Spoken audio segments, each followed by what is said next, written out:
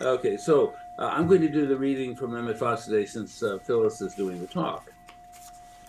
And it's for 20 August from Emmett Fox. And the title is Bluebeard Draws the Line. And Fox writes, "We make spiritual progress by putting God into every corner of our lives. Most people on the spiritual path are willing to give God a generous portion of their lives, but there is often one little corner where they do not wish the divine light to shine. Bluebeard, you may remember, kept open house with the exception of one little room, and there he drew the line. His current wife, or any of the neighbors, could go all over the premises and welcome until they came to that one little room, the Bluebeard chamber that was forbidden. Yet that one little locked up room contained the tragedy of the house. The contents of the Bluebeard room need not be anything that we usually call horrible. There may be selfishness, laziness, spiritual pride, or any of the more respectable but very deadly sins. There may be an old grudge or bitter remorse. Open every door of your soul to God. Have no place where the light of his presence does not shine." And then from Deuteronomy, "The secret things belong unto the Lord our God." And that's Deuteronomy 29, 29th verse.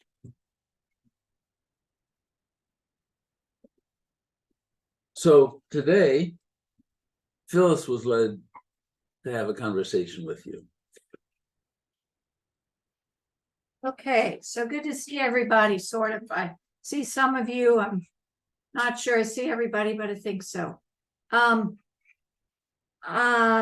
and I were talking yesterday, and he said, you got anything you'd like to talk about? And I said, well, there is something that I've been thinking about this week, and it came from a small magazine called The Crusader, which is from the World Healing Center in Great Britain.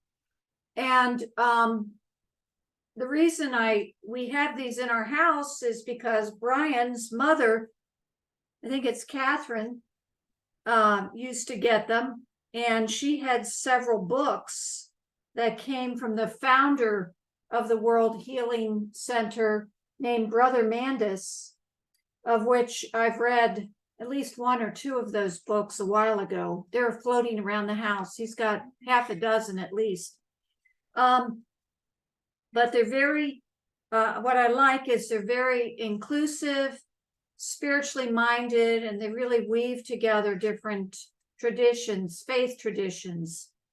And I found this as I was looking through things from 2017, and it's reflections on being and emotions. And I'll often pick, we have different ones. I'll often pick one of these up for some spiritual reading in the morning or in the middle of the day. But this one kind of struck me because I will say of my mother. And she had a nervous breakdown when I was 2, I learned, and was in the hospital in Louisville. And her doctor recommended that she join a group called the Recovery Incorporated, which I just Googled to see where they were today. But it was a self-help group, not unlike Alcoholics Anonymous, but they would read from the book by a Dr. Abraham Lowe, a Chicago neuropsychiatrist who founded Recovery Incorporated in 1937. And my mother actually became a leader in recovery. in Cincinnati, and she, growing up, she was supporting countless others, people who were in need of assistance. And they would read from the book and talk about different things. And I don't want to get too far down that road, but she, a lot of what she did had to do with dealing with emotions, particularly really strong emotions like anger, depression, different things like that. And she came to mind as I was reading this. So I wanted to acknowledge the author of this article that I've borrowed a lot of what I'm going to say tonight from. His name is Martin Nathanael, and he's a part of the World Healing Center, World Healing Center in Great Britain. And this is from his article, Reflections on Being and Emotions.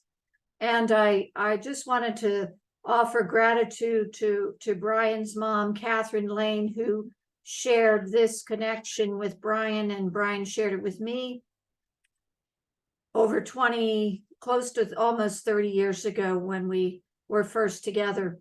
And I wanted to acknowledge the work of Dr. Abraham Lowe, whose work so much helped my mother and many other people. And also wanted to acknowledge my own mother, who shared a lot of things with me to deal with the emotional life. And I wanted to acknowledge Brian for encouraging me to go ahead and share with you today. So, and not be shy, as his last message was to me last week. Okay, so I've been chewing over this past week, and I think I've said enough about that.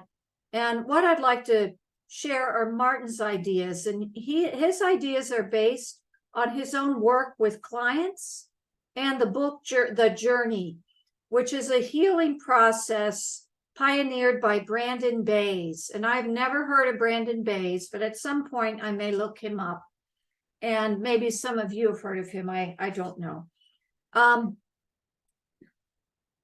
So in his own work, he recognized that there was a lot of confusion in thinking about emotions, and that people, think about negative emotions such as fear, hate, guilt, anger, sadness. We actually try to avoid those.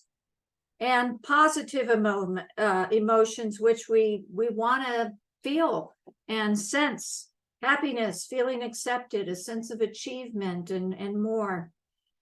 And of course, generally, we want to avoid the negative and acquire the positive. He suggests that both of these, the negative and the positive feelings, share the fact that they're triggered by external circumstances. And so, depending on the weather of the day, we're going to feel frustration or sadness or joy or happiness, or like, oh man, I did it, but a lot of that is determined by how the day goes and the winds of the day. This kind of thought about emotions seems to put all emotions in one camp, and as I've just said, vacillating between the poles of negativity and positivity according to the weather of the day. My words. Okay, and he suggests to look at a healthier way of looking at this. And of course, I've already said emotions come and go depending on the circumstances throughout our day. And thus, the negativity of fear might be diminished if the object of the fear is removed, or if there's some kind of intervention of someone who's offering protection against the situation. So, that can shift. Likewise, the positivity of happiness can easily disappear. Let's say you get a gift and it's stolen, or someone we love is removed from our life, so each of those, the negative or positive, are really vulnerable to shifting. And then he talks about states of being. And he said they're unlike emotions, states of being do not come and go. And they are attributes of our essential nature. And he likens, well, some of the examples of states of being, he says are joy, peace, love, and the like. And he says these states are referred to by St. Paul as the fruit of the Spirit. So, of course, I went to the Bible, the Lamsa Bible, and in Galatians chapter 5, verse 22 and 23. But the fruits of the Spirit are love, joy, peace, patience, gentleness, goodness, faith, meekness, self-control.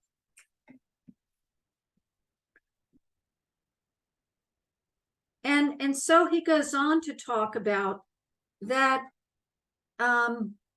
this is the difference between true happiness, for example, which pervades the individual without there being a need for any reason and irrespective of outer circumstances, and false happiness, which is based on identification with some outer circumstance, person, or object, and is thus really unreliable, since that emotion is vulnerable to any changes in the relationship with the situation, the person, or the object. Now, making this distinction, and these are his words, Martin's words, between emotions and states of being can help us. Of course, he's not saying that emotions are necessarily a negative. They have their place in our everyday life, and we wouldn't be human without our emotions. And it may seem strange at first, but the way to deal with negative emotions, such as fear, anger, and despair, is not to resist them. And I thought of that little phrase, what we resist persists. Anyway, whereas the way, okay, so he's suggesting that we shouldn't resist the negative emotions. Whereas to deal with a positive emotion, such as happiness, is we don't want to try to cling to them or hold on to them.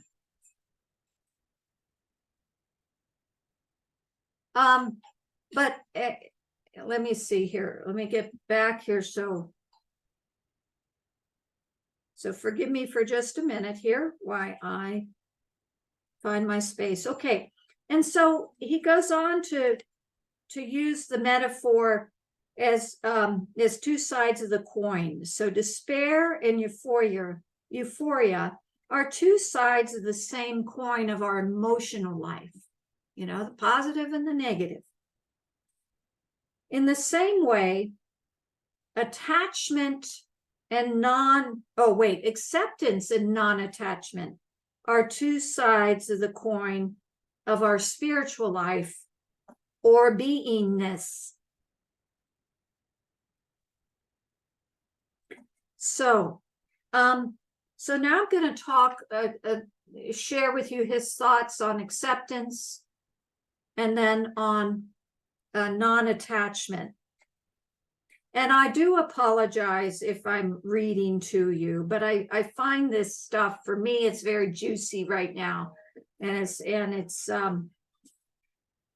really given me time to pause and look at my own self. So in the Eastern traditions, There is an interesting metaphor which is used to describe the way of resolving emotional fixation, and that is face the tiger. Or in a stronger version, put your head in the tiger's mouth. I'm like, oh my God. So acceptance, facing the tiger, or putting your head in the tiger's mouth. So when a powerful emotion, such as fear, grief, loss, despair, or the like, gets a grip, the spiritual invitation says, do not run away, neither struggle with the emotion, nor play it out, but face it and surrender. Even welcome the intense discomfort of the moment, embracing fully whatever is here. Instead of the usual alternatives of either repressing or expressing negative emotions, here is another more skillful possibility: opening to the direct experience of an emotion, which he says leads to inner freedom.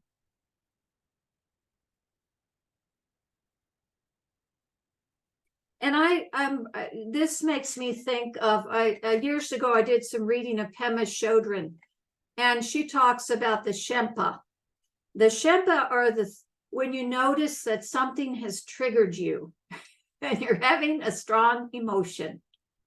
And it's learning to stay with that emotion and see where it leads you. And I think you could do that by writing, or another vehicle could be using tapping, which I have done, the tapping solution. And I think, in many ways, lift is another way to tap into those emotions and go layer by layer through things using the statements. But so that makes sense to me about, in a way, embracing the emotion and seeing where it leads you, and letting it lead you to freedom.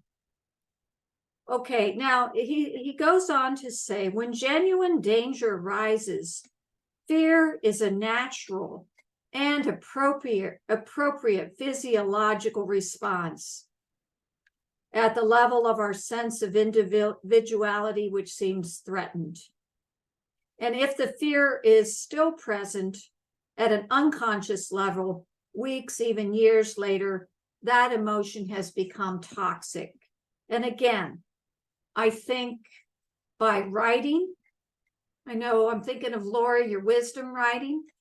I'm thinking of tapping again to deal with trauma, or the lift to deal with trauma. And you guys may know some other, I know there are other techniques that deal with trauma, that deep emotion that gets stuck in our body and becomes toxic. But I'm not here to go into all those right now.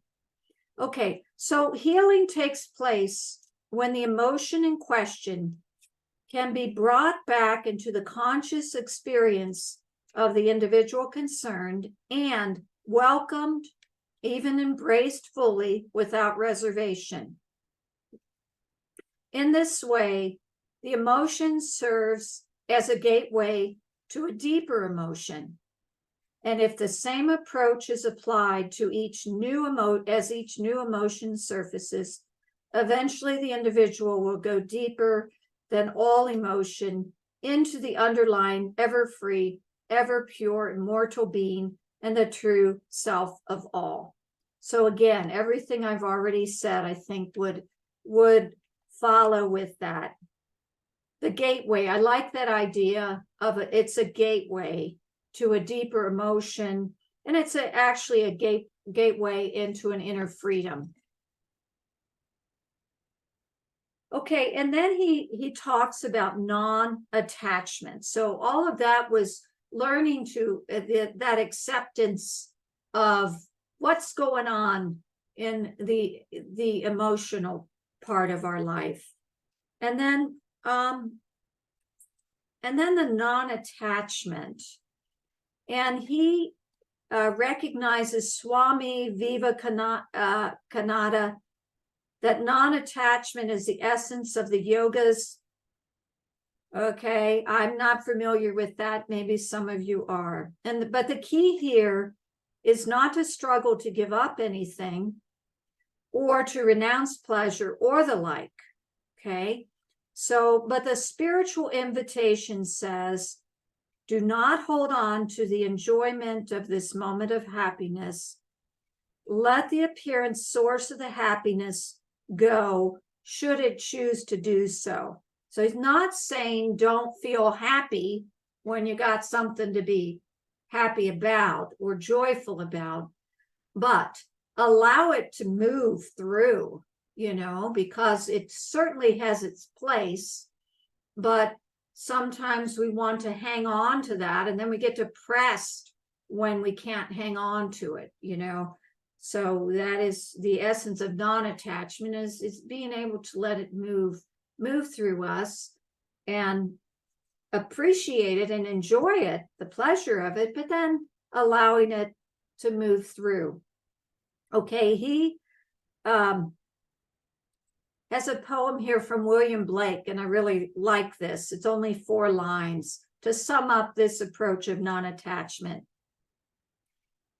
He who binds to himself a joy does the winged life destroy. But he who kisses the joy as it flies lives in eternity's sunrise. I love that idea of kissing the joy as it flies through, So a final comment on the non-attachment. So trying to cling on to what we think makes us happy is actually the other side of being unhappy due to the perception of the lack of that something. There's no reason not to enjoy whatever good comes into our field of experience. And if we are resting in the fullness of who we are, we will not lose an atom of joy with the passing out of our field of experience of that particular object of enjoyment. And so the last piece here, come on in, Mary. How does it all work? How do acceptance and non-attachment work in the circumstances described above? Okay, so he says they work because they're 2 fundamental attributes of being, or pure consciousness. Okay, so the non-attachment and acceptance. They heal by dissolving the manifest emotion into the unmanifest ocean of being. Okay, so I'm struggling to put my brain around all this too, but I like his language. I like the ocean of being. He says, and he calls that from which everything that arises eventually returns. Through acceptance, we discard not a single passing experience that bobbles upon the surface of our universal beingness, any more than the infinite sky should be concerned with a passing cloud. I'm going to give that one again. So through acceptance, we discard not a single passing experience that bobbles upon the surface of our universal beingness, any more than the infinite sky could be concerned with a passing cloud. And through non-attachment, we are unconcerned about the momentary passing of any pleasure upon the surface of our abundant and joyful self, which is eternally complete and needs nothing.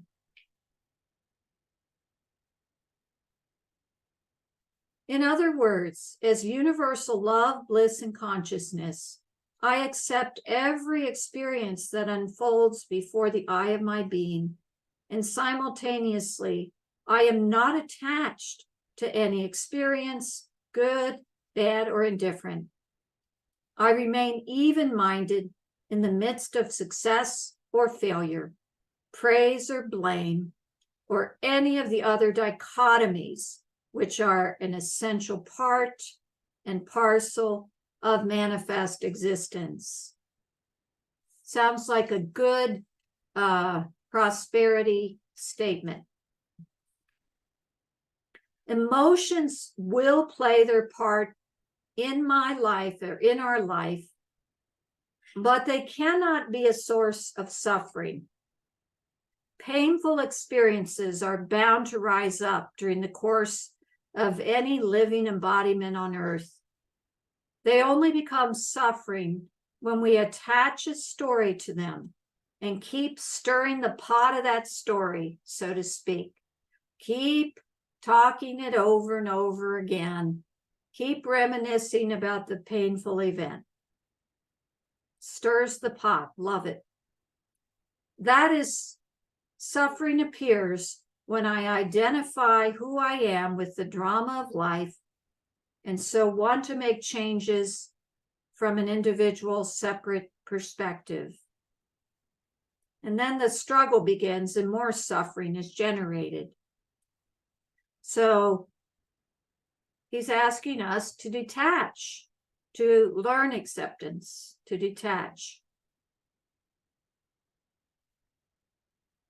If, let me see here, if I can stand back, as it were, and witness the shifting course of an individual existence with the twin attributes of acceptance and non-attachment, then yes, there will be painful moments, and yes, there will be moments of fun and goodness and joy.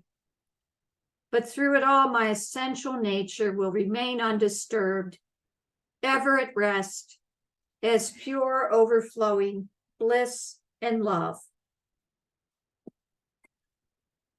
Now, that's the end of what Martin wrote in this article, and I know that I probably will be chewing over some more parts of that,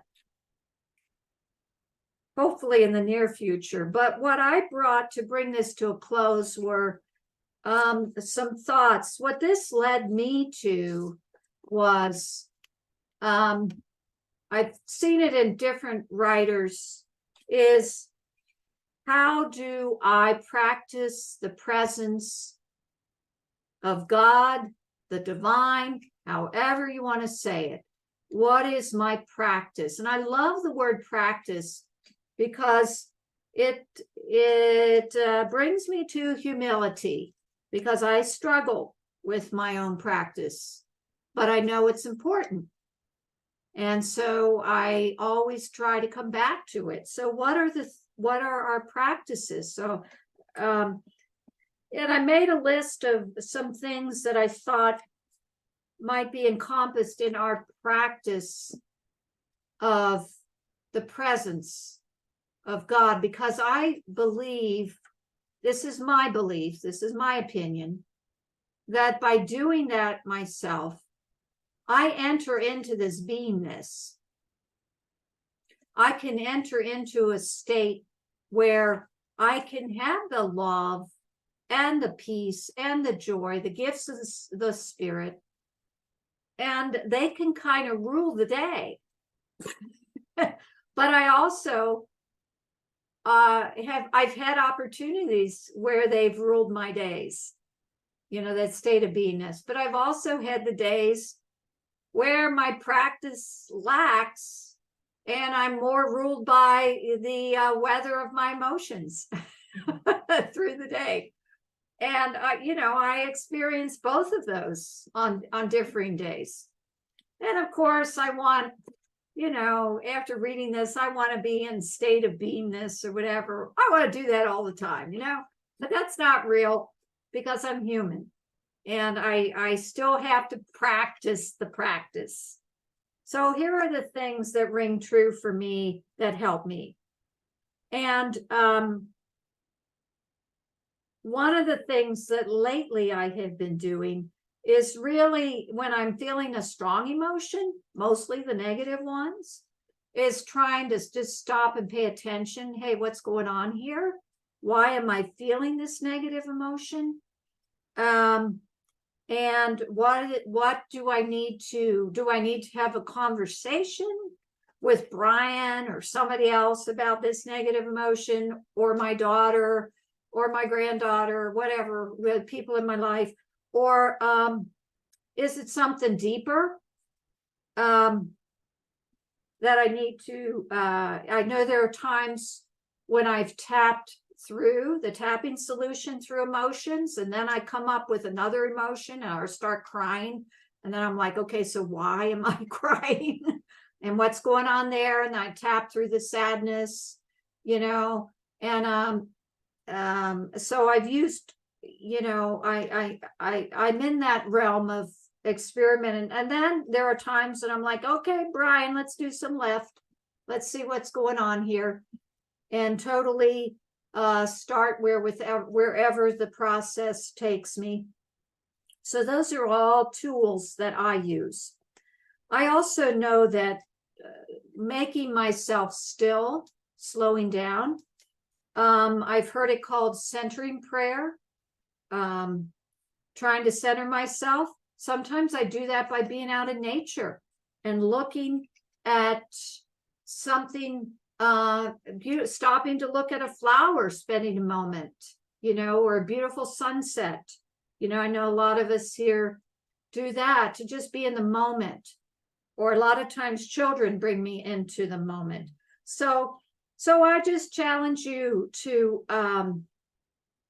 look at what is it that helps you cultivate that essential beingness within yourself that will help you deal with your emotions that come through and trigger you through your days or whatever.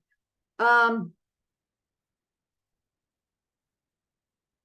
also like this idea that, sometimes we can we're in our prayer life, we can get stuck on what the outcome needs to be when we need, and for me, it's like, okay, so the highest and the best in this situation, because I think it's wise for us to not get attached to what the outcome is.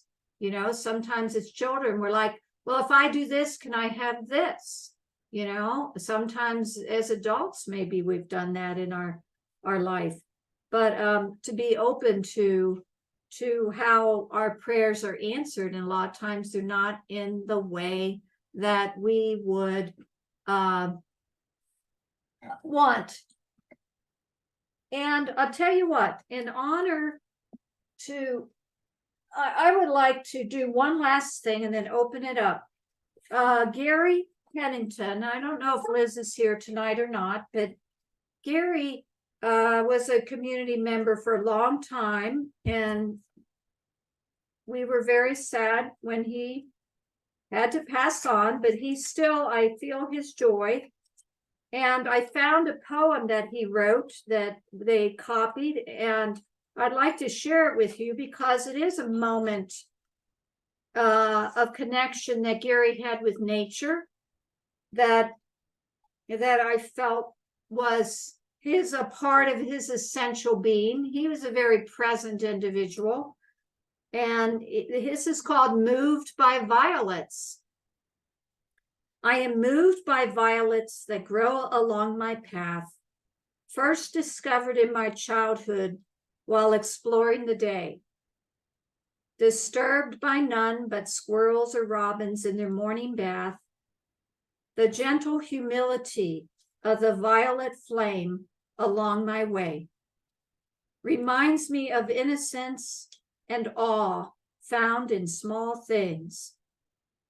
I am renewed and assured to know that wintertime's aftermath is then followed by grasses and violets the springtime brings.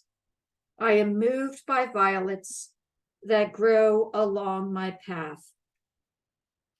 So, if you don't do anything else, get out in nature and enjoy something beautiful in nature to bring you into the moment. And as one option. And that's what I have to share with you. And I appreciate your attention and your listening.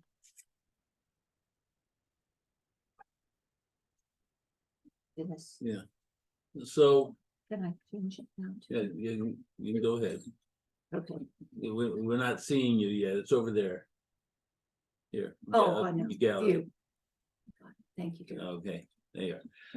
So I want to toss one thing. It sounds to me as if what Phyllis has been talking about and what these articles and these readings have been talking about is the difference between allowing this Earth's events to define what we're experiencing versus being tied to the center, what the Quakers call the spark of God within, where we are centered in the ultimate good of the divine world. And her ideas here reflect how easy it is to get distracted, but also when we are able to maintain our connection with that center, how good life and walking through life is and how stable we can be. So open to, yes, Lori C first, and then we'll go to Karen. Yeah, I just thought it was interesting that this comes up this week about not becoming attached to our circumstances, because, you know, I mentioned earlier, I have some circumstances that I'm not too happy with, like my video editing software is now not functioning, and I've become very attached to having it. And then I'm finding out I'm not as attached to my job, but then it comes up find out our car isn't working. I've gotten attached to having a car. Yeah. I like to go to the grocery store, and I mean, I have to admit, you know, losing the video editing software, my job, and the car all in 24 hours, all of it kind of a surprise. I've kind of been enraged, and I haven't chosen to take that rage out on anyone, but but it does kind of put me into, first puts me in problem solving mode. How do I get it back? How do I get something? And I did learn that it costs $600 a year to get Adobe software if I'm not working at the university. I'm like, wow, that's kind of steep. So, but then it also made me think, you know, that I stopped, you know, while Phyllis is talking, I was stopping and thinking about the emotions that ran through my head. You know, I spend a couple of hours thinking of the incompetence of whoever made the mistake to goof up my job, which goofed up my software. And then when the car stopped working, okay, and then it's the incompetence of whoever built the car. How could these people know that there's a manufacturing defect and not do anything about it? And I realize there's childhood stuff in there. So you know, we have those negative emotions because we've gotten attached to our circumstances, and we may feel entitled to keep our circumstances where they are.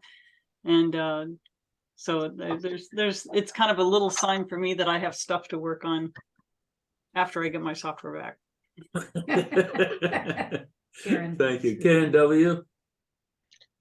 Well, I just wanted to say that I just gave two of my clients what Phyllis was saying, to look outside, even if they don't get outside, to look outside, to find something they find simply beautiful. It doesn't have to be big. It can be a fat squirrel. Somebody else might think fat squirrel, I don't like that, it's ugly.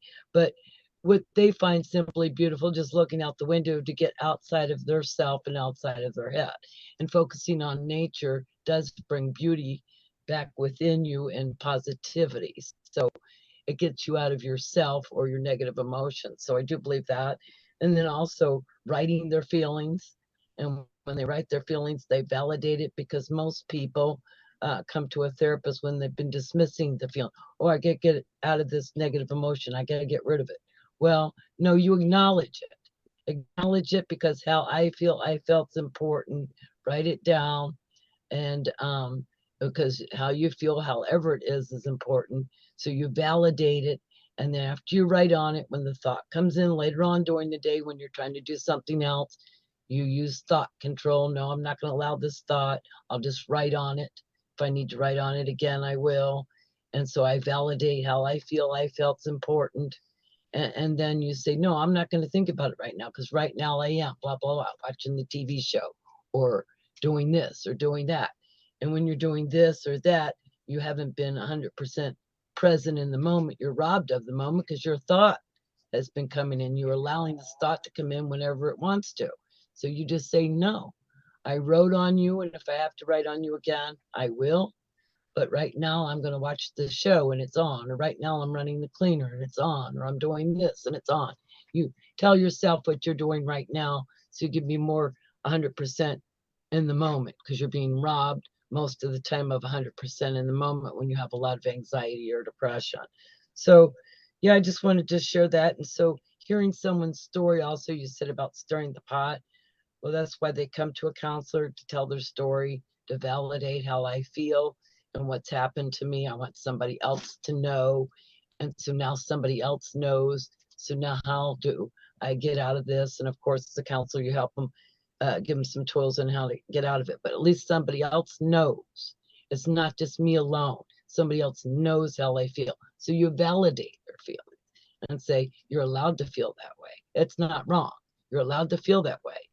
It's what you do about it that might be a problem, and land you in a jail cell, but not how you feel. You're allowed to have thoughts, but maybe you can't act on all of them when they're not right or unreasonable. So yeah, I identified with a lot of what Phyllis was saying, and I just wanted to share what I use sometimes. Thank you, Phyllis. Yeah, and I guess, I can, as you were talking, Karen, I think that leads to an inner freedom for your client when they can share their story, share the Yes. emotion. It Validate. validate their emotion. Yes. Yeah. Acknowledge. And women can be moody too. So. This is true. I'm going to keep my mouth shut there. Somebody else had their Somebody hand. else had a hand. Uh, Bob and Vogus. then Lori. Yeah. And then Lori Kay. Okay. Yeah. So Bob Vogus first. Okay, Phyllis, thank you very much You're for welcome. your insights. I just wanted to make a couple of observations. I made a few notes here. So, we all have feelings. And when we have feelings that are with us for a long time and become stronger and stronger, the feelings turn into emotions. And when we have emotions, and some authors like Bruce Lipton simplify the word emotions to emotions or energy in motion. Yeah. So energy in motion can be positive or negative or neutral, right? Yeah.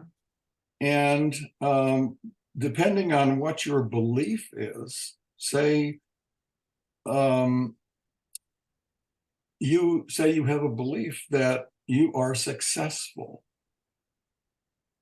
The reason you are successful is that you believe that you are successful. So you become successful.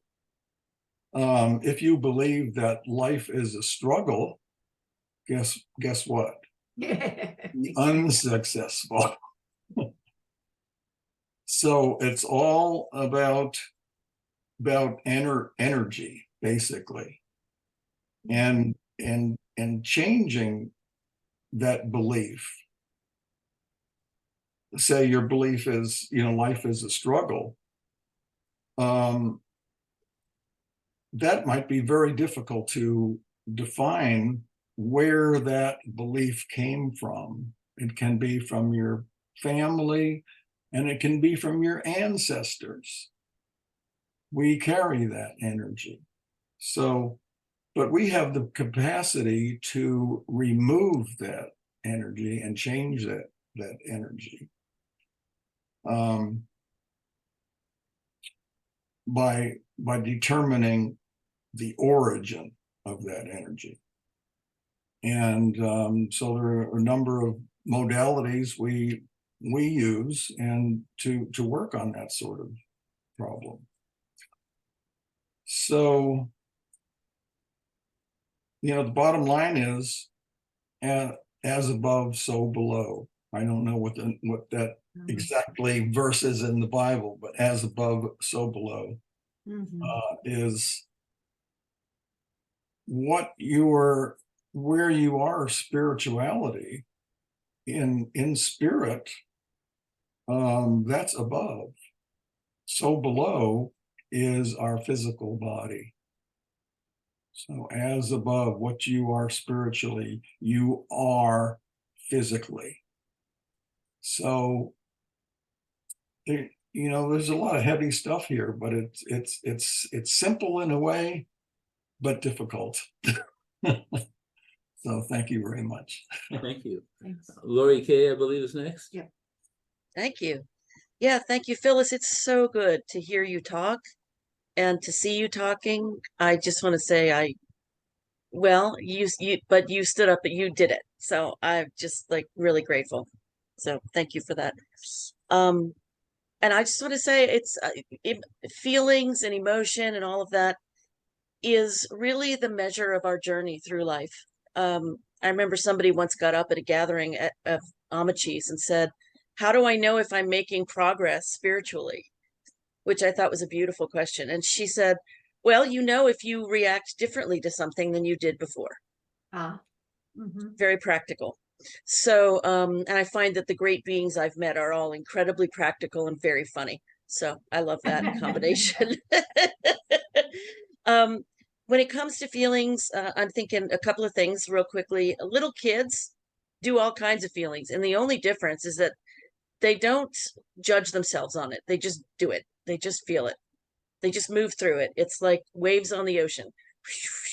You know, we're sitting over here going, I did this emotion, you know, like we're freaking out, and we get stuck in it because, you know,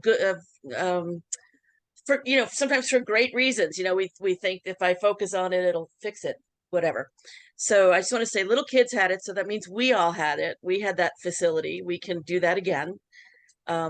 We can figure that out, I think.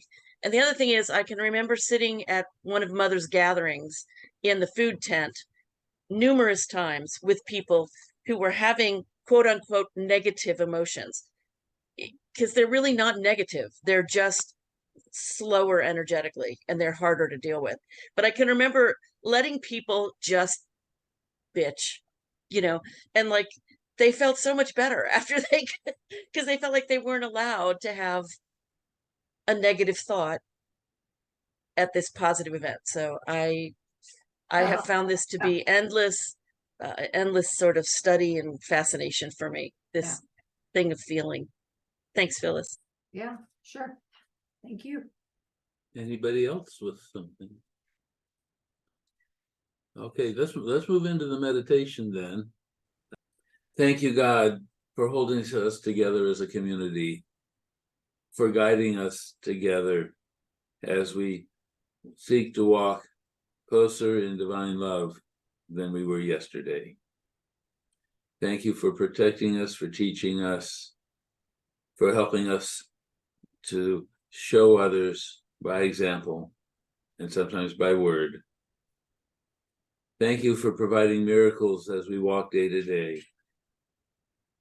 Thank you for guiding us on our spiritual path and our worldly path, and providing our sustenance, our joy, our abundance, our prosperity. We give you full gratitude for all the good and for giving us this family to share with. We say thank you, thank you, thank you, and amen. Amen.